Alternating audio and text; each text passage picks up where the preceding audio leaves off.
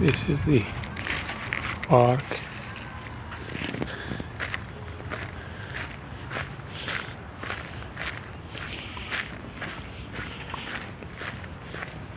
And this is the walking trail.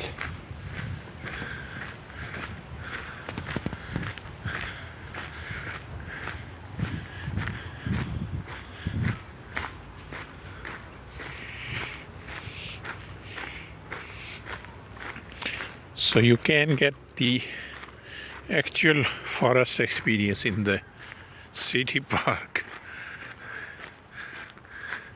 So most of Canada park are made by naturally forest along with recreation facilities, and also caution of the bee air and might some species that you can see while walking, but normally it is safe to walk.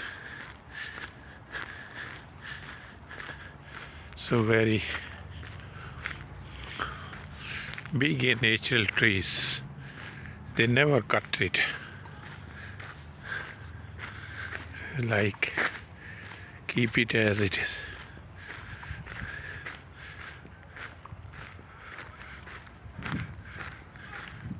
So it's very huge and long.